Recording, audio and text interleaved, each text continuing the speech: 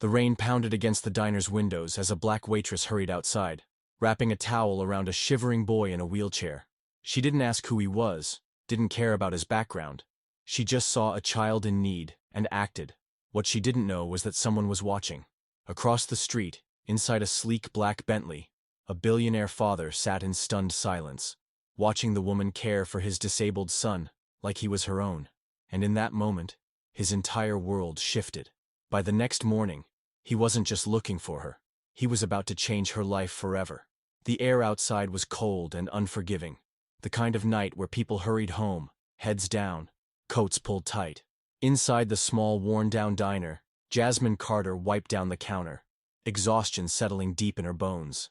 It had been another long shift, one filled with impatient customers, endless coffee refills, and the same greasy smell clinging to her uniform. She exhaled, glancing at the clock. Almost time to close. Then, through the sheets of rain outside, she saw something that made her heart stop. A small figure sat near the entrance, barely visible under the dim streetlight. A boy in a wheelchair, his tiny frame curled up beneath a soaking wet faded blanket.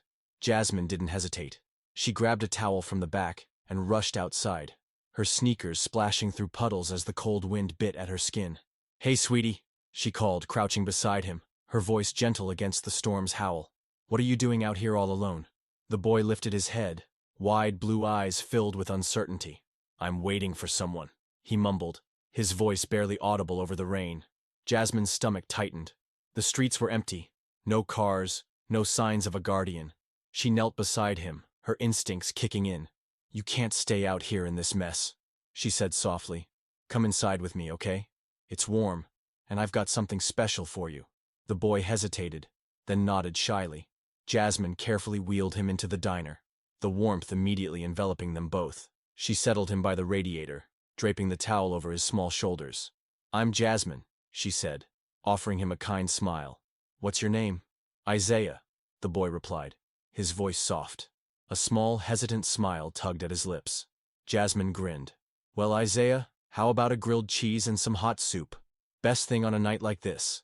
He nodded eagerly, his eyes lighting up for the first time that night. Jasmine moved quickly, already preparing the meal before he could say another word.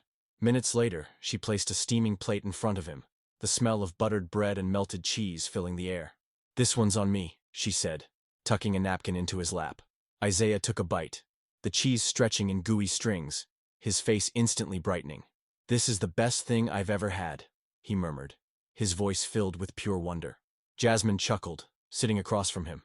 They talked about superheroes, cartoons, and silly things, anything to keep that joy on his face. What she didn't know was that across the street, in the shadows of the storm, a sleek black Bentley sat idling.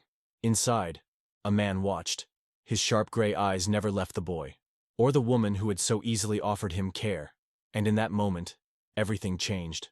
The black Bentley remained parked across the street, rain drumming against its sleek exterior. Inside, Damian Blackwood, billionaire CEO of Blackwood Industries, sat in silence, his sharp gray eyes fixed on the small diner. He had spent years in boardrooms and high-rise offices, making billion-dollar deals, negotiating with ruthless businessmen, and shaping an empire built on power. He had seen greed, deception, and ambition, but kindness? That was something he hadn't encountered in a long, long time. And yet tonight, he had witnessed something rare. A stranger, a waitress, offering warmth and care to his son without hesitation. She didn't know who Isaiah was. She didn't know he had a father worth billions. She just saw a boy in need and helped. That alone unsettled him. Damian clenched his jaw.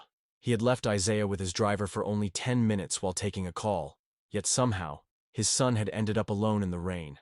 The very thought made his chest tighten. He turned to the woman sitting beside him. Clara West, his assistant of 10 years, sat poised, tablet in hand, waiting for instructions. "Find out everything about her," he ordered, his voice controlled, but not indifferent. Clara lifted an eyebrow. "The waitress?" "Yes," Damian said, his gaze never leaving the diner. "I want to know who she is." Clara nodded, already tapping on her screen. She was efficient, the best in the business, and within minutes she had a file pulled up. "Her name is Jasmine Carter," she began, scanning the details. 29 years old, works full-time at Haven Street Diner. Been there for 5 years. No criminal record, no college degree. She's been struggling financially, barely making rent. Clara's voice softened slightly. She doesn't have much, sir. But she gives what little she has. Damien's eyes narrowed slightly. What do you mean? Clara turned the screen toward him, displaying a list of small donations, local charities, community funds, even a GoFundMe for a sick child. She donates regularly, even though she doesn't have enough for herself. Damien leaned back in his seat, exhaling slowly. That didn't make sense to him. He knew generosity, but it usually came with a purpose, a tax write-off, a favor owed. But this woman? She had nothing to gain. A long silence filled the car as Damien processed what he had just learned. Why did this bother him so much? Why couldn't he just leave it alone? Because deep down, a part of him recognized her struggle. He closed his eyes for a brief moment, memories surfacing. Nights spent hungry, cold, alone. No one had ever reached out a hand for him back then. He had clawed his way up from nothing. And now, sitting in a car worth more than she would make in a lifetime, he felt something he hadn't in years. Guilt. Resolve settled in his chest.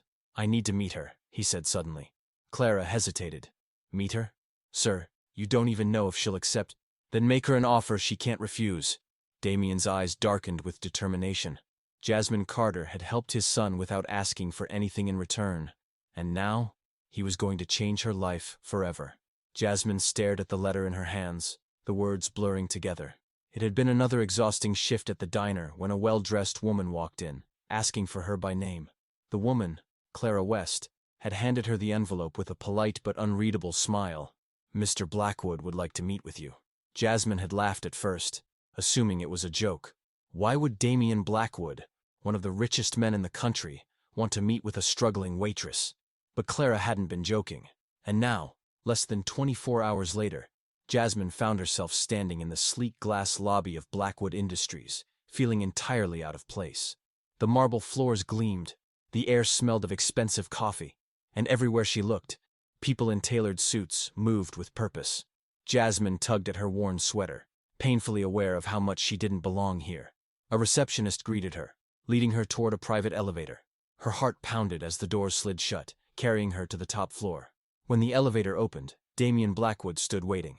Tall, powerful, dressed in a perfectly cut suit. He looked every bit the billionaire she had seen on TV. But there was something unreadable in his sharp gray eyes. Ms. Carter, he said, extending a hand. Jasmine hesitated before shaking it, her fingers trembling slightly. Hi. He smirked at her hesitation, then gestured toward a sleek office lined with floor-to-ceiling windows. Please, sit. Jasmine perched on the edge of the plush leather chair, resisting the urge to fidget as he settled behind his massive glass desk. For a moment, he said nothing, just studied her. Finally, he leaned forward. I saw what you did for my son, he said, his voice quieter than she expected. You didn't know who he was. You didn't ask for anything in return. You just helped. Jasmine's throat tightened. He was just a kid, she said softly. I couldn't leave him out there in the rain. Damien nodded slowly. That's why you're here. Jasmine frowned. I don't understand. He reached into a drawer, sliding a contract across the desk. I'm offering you a job at Blackwood Industries. Jasmine stared at him, stunned. What? I need people like you on my team, Damien continued. People who don't just do the right thing when it's convenient. People who care. His voice was firm, unreadable. You don't need a degree for that. Jasmine shook her head, still in disbelief. But why me? His gaze didn't waver. Because you saw my son as a child, he said. Not as my money. The weight of his words settled between them. Jasmine's mind raced. This was insane. Yesterday she was scraping by, and today a billionaire was offering her a completely new life. Was she ready to take it? Or was she still that waitress who didn't belong in a world like this? Jasmine still couldn't believe it. One day, she was wiping down diner counters, and the next, she was walking into Blackwood Industries as an employee. Everything about this place screamed power. The sleek glass walls, the hum of conversations about deals worth millions, the way people moved with purpose and confidence. And then there was her, a former waitress in second-hand clothes, clutching a company ID badge like it might vanish at any moment. She stepped into the executive floor, her nerves on edge. Clara West had given her a quick rundown of her new position, an assistant role, meant to help coordinate company charity projects. It wasn't glamorous, but it was real work that mattered. Just focus on doing what you do best, Clara had told her. Caring about people. Easier said than done. Jasmine could feel the stares the moment she walked in. Some were curious, some dismissive, and some downright hostile. She wasn't like them, and they knew it. "Is that the diner girl?" someone whispered as she passed. "Blackwood must have lost his mind. She won't last a week." Jasmine's stomach twisted, but she kept her head high. She had survived worse, and she wasn't about to let a few whispers chase her out. Her first week was brutal. She struggled to keep up with fast-paced meetings, endless reports, and corporate jargon that made no sense. More than once she wondered if she'd made a huge mistake, but she refused to quit. She studied late into the night, asked the right questions, and paid attention to everything. One afternoon, she was in a meeting when Damian Blackwood himself walked in. His presence commanded the room, conversations dying instantly. Jasmine felt her throat tighten, waiting for him to ignore her like the others did. Instead, he walked straight to where she sat. "Miss Carter," he said, scanning the report she had compiled. "Impressive work." A murmur rippled through the room. Some people stiffened, while others exchanged looks of pure shock. Jasmine blinked, unsure if she had imagined it. "Thank you, sir," she said, her voice steady despite her racing pulse. Blackwood nodded slightly, then addressed the rest of the room. "Carry on." As he left, Jasmine caught the looks from her colleagues. Some respect, some resentment, but no more dismissal. By the second month, she had organized a major charity event, personally ensuring underprivileged schools received funding. By the third month, even some of the coldest executives had stopped doubting her. But it wasn't just about proving herself to others. For the first time, Jasmine started to believe it herself. She wasn't just surviving in this world. She was earning her place. Jasmine had worked harder than ever to prove herself, and for a while, it seemed like she was finally being accepted. The whispers had died down, the judgmental glances had lessened, and she had built something real in this world that once felt impossible for her to belong in. But success had a way of bringing enemies out of the shadows. One morning, as she stepped into the sleek office space, she felt an odd tension in the air. People were staring again, but this time it was different. There was something colder in their eyes. Clara West approached her, face unreadable. "Jasmine," she said, her voice low, "we need to talk." Jasmine followed Clara into a conference room, where Damian Blackwood was already waiting. He sat at the head of the table, his expression uncharacteristically hard. The usual confidence in his gray eyes had been replaced with something sharper, something that made Jasmine's stomach twist. Damian slid a folder across the table. "Explain this." Jasmine's fingers trembled as she opened it.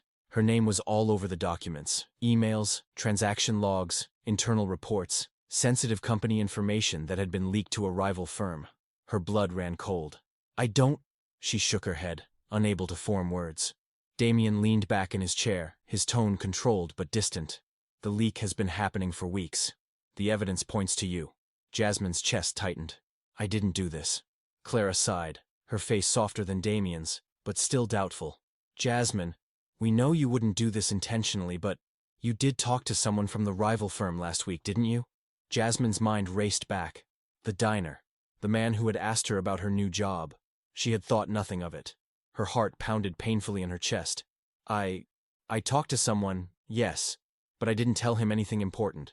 He was just making small talk." Damian's jaw clenched. "And yet, the leak started the same week you joined." Jasmine felt like the air had been knocked from her lungs.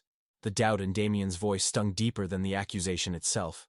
After everything, after the long nights, the sacrifices, the loyalty, he still wasn't sure if he could trust her.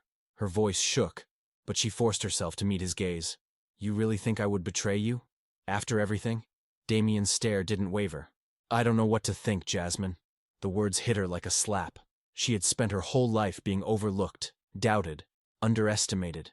But this hurt in a way she hadn't expected. Jasmine swallowed the lump in her throat, but deep down, something inside her was breaking. If Damian Blackwood, the man who had given her a chance, the man who saw something in her when no one else did, could doubt her so easily, then maybe she had never truly belonged here at all. Jasmine sat in her apartment that night, her mind racing. Someone had set her up. Someone inside Blackwood Industries had been leaking information, and they had made sure all the evidence pointed directly at her. She could have walked away. Maybe she should have. Damian Blackwood had doubted her. After everything, he had looked her in the eyes and said, "I don't know what to think." But Jasmine wasn't the kind of person to let a lie stand. If she didn't fight for herself, no one else would. She spent the next few nights combing through emails, logs, and security reports, searching for any gaps in the timeline. If she hadn't leaked those files, then who had? Then, one detail jumped out at her. The timestamps on the leaked emails. They had been sent during a time when she was nowhere near her office computer. Her hands trembled as she dug deeper, her gut twisting with realization. Whoever had framed her had access to her login credentials, and there was only one person who had been watching her closely from the start. The next morning, Jasmine stormed into Clara West's office, slamming a printed report onto her desk. Clara frowned, flipping through the pages. As she read, her expression darkened. "Where did you get this?" she asked. Jasmine crossed her arms. "I stayed up all night tracking login activity from my account. And guess what? I was locked out of my system multiple times, even when I was nowhere near my desk." Clara's eyes widened slightly. Jasmine continued, her voice gaining strength. "Whoever's behind this knew my schedule, my work habits, and exactly when I'd be too busy to notice anything wrong." She exhaled sharply. "That leaves only one person." Clara closed the file, her lips pressed into a thin line. Then, without a word, she grabbed her phone and dialed Damien. 20 minutes later, Jasmine stood in Damien's office, her hands clenched into fists at her sides. Across from her sat Logan Pierce, one of Blackwood's senior executives, a man who had never hidden his disdain for her presence in the company. Damien's gaze flicked between them, his expression unreadable. "Jasmine, you're sure about this?" Jasmine's heart pounded, but she didn't waver. "Check the system logs. Check the timestamps. He used my credentials." Logan let out a cold laugh. "You expect them to believe some waitress over me?" Damien didn't even look at him. Instead, he turned to Clara. "Verify it. Now." The room was thick with tension as Clara typed furiously. Seconds felt like hours. Then finally she looked up. Her voice was flat, but final. "She's right. The leak came from Logan's IP address." Logan went pale. "Damien, save it." Damien's voice was calm, but lethal. "You're fired, and I'll make sure every company in this industry knows exactly what you did." Security escorted Logan out, and the moment the door slammed shut, silence filled the room. Jasmine turned to Damien, expecting a simple, "You were right." Instead, she saw something unexpected in his expression. Regret. "I was wrong," he admitted quietly. His gaze softened, but there was something else beneath it. Something unreadable. Jasmine didn't know what it meant yet. But what she did know was that she had just won back her place in this world. Jasmine stared at the contract in front of her, the weight of the moment pressing down on her chest.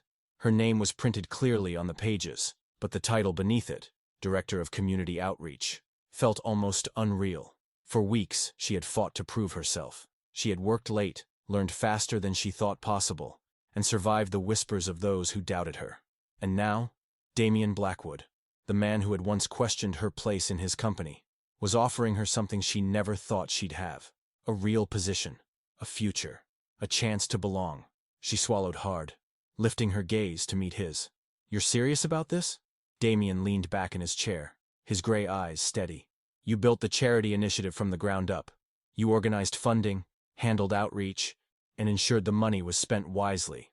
You've been doing this job all along, Jasmine." He tapped the desk lightly. "You've proven yourself. Now I'm just making it official." Jasmine's hands trembled slightly as she ran her fingers over the contract's smooth pages. "I don't have a degree," she murmured. "I don't know how to navigate the corporate world. I was a waitress 2 months ago." Damien didn't flinch. "And yet, here you are, succeeding in a world that tried to shut you out." His voice softened just a fraction. "You've worked harder than half the executives in this building. That's why I want you here. You're not like them. You care." Jasmine's chest tightened. For so long, life had been about survival, scraping by, living paycheck to paycheck while giving away whatever little she could to help others. Now, she was being offered something she never imagined possible: stability, purpose, and the power to actually make a difference. But taking this job meant leaving her old life behind.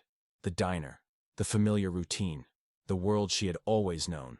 She thought of Isaiah, Damien's son, and the way his face had lit up that night when she handed him a grilled cheese sandwich. She thought of all the people she could help with real resources behind her. For the first time, she wasn't just being offered a job.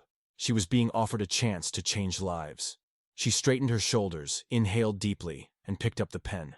Jasmine Carter signed the contract. "I'll take it," she said, voice steady.